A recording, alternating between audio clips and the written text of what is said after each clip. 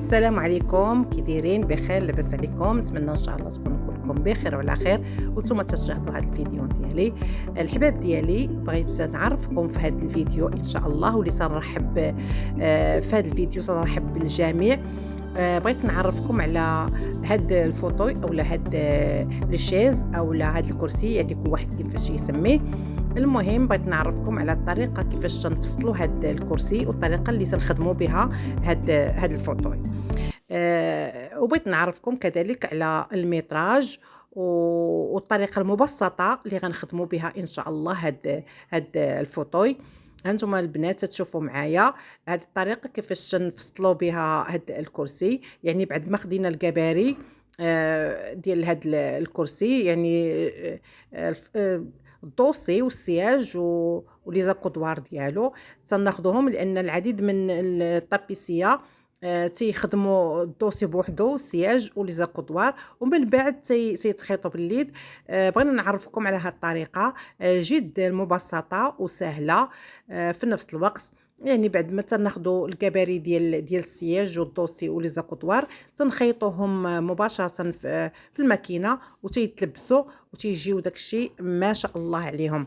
بالنسبه للميتراج ديال هاد الثوب هذا، يعني خدمناه اوني. هاد الثوب هاد الفوطوي غيدير لنا واحد 2 متر ديال الثوب، لا غير، لانه ماشي ما عندناش شي غيي اولا شي ورده اللي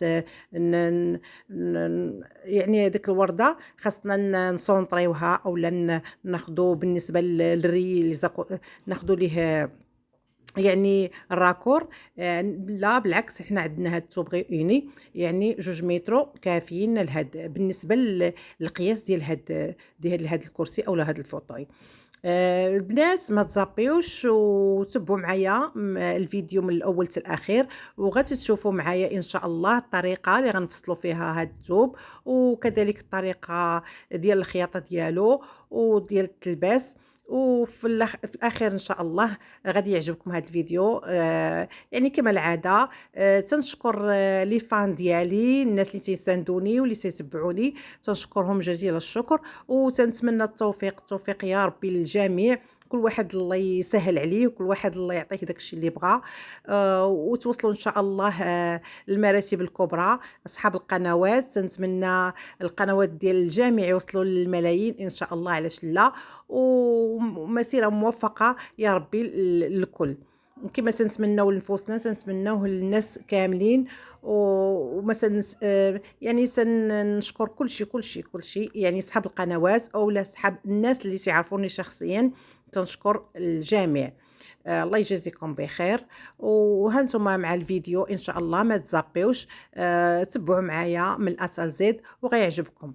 يلا فرجه ممتعه.